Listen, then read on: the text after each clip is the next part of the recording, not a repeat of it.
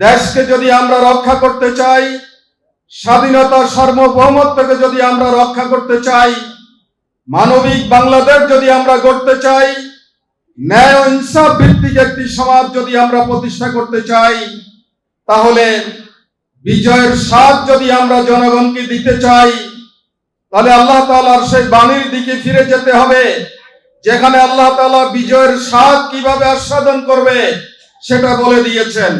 আল্লাহ তাআলা বলেছেন, ওয়ালাউ আন্না আহলাল কুরা আমানু ওয়াত্তাকাও লাফাতাহনা আলাইহিম বারাকাতিম মিনাস সামাই ওয়াল আরদ।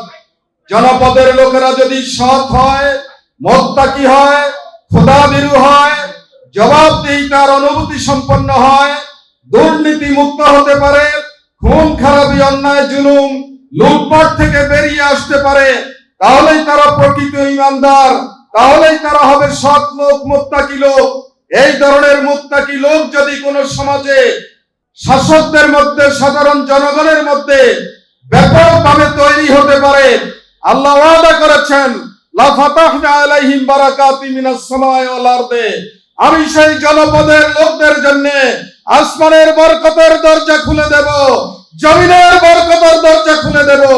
অবারিতভাবে আসমান এবং জমিন রহমত বরকত নাজিল করবে।